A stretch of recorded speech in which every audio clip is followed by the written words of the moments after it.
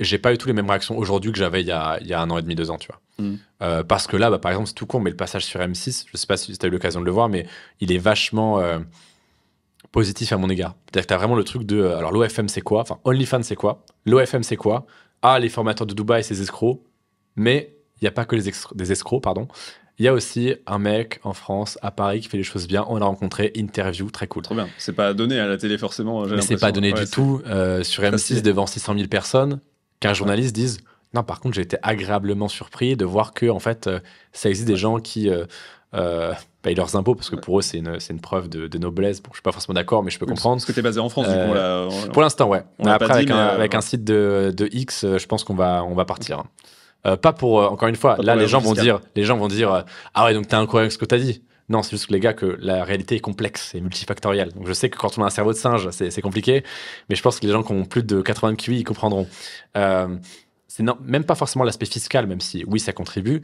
Et je veux pas forcément aller à Dubaï pour avoir zéro impôt et zéro loi. Je veux juste un pays un peu plus clément avec le X, parce que le X, il t'aime vraiment pas en France. C'est pas pour rien qu'il est quasiment. C'est pas pire à Dubaï? Je sais pas du tout, mais enfin, je sais niveau. J'irai pas à Dubaï non plus avec une société de charme, tu vois. Oui, ouais, mais t'as des pays comme la Suisse, le Luxembourg.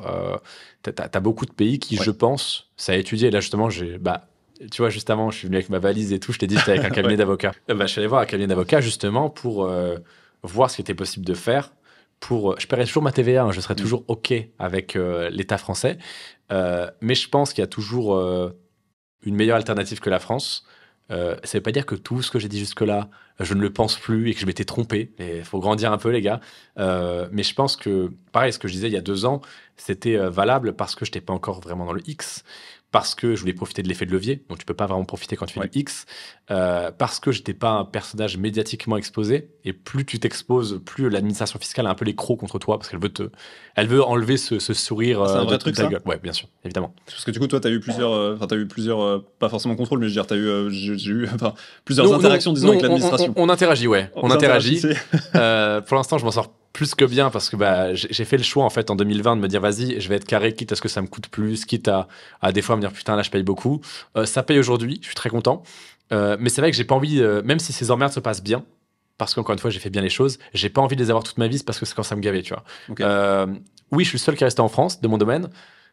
Sauf qu'en fait, de ça, j'attendais peut-être naïvement qu'ils disent ah, lui, il reste quand même, il fait l'effort, ok. Et en fait, ils le voient pas comme ça. Ils sont plus en mode oh, lui, il est resté, il va prendre pour tous les autres. Et c'est dommage. C'est dommage. Après, je suis content d'être resté. Tu vois, par exemple, c'est ce que je dis. Hein. Moi, oui, ça me fait chier d'avoir payé autant d'impôts en France. Jusque-là, c'était pour l'effet de levier. Là, je me rends compte qu'avec le X, c'est un choix de carrière, hein, je pourrais pas en profiter. Mais au moins, je peux partir l'esprit complètement tranquille de me dire, j'ai versé 500 000 à la France. Personne pourra jamais me regarder droit dans les yeux en mode, ah, t'as bien profité, t'es parti.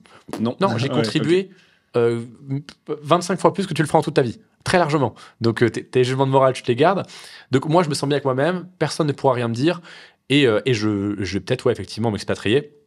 Dans les règles de l'art, hein, évidemment, en faisant tout bien, accompagné par un cabinet d'avocats spécialisé. Voilà.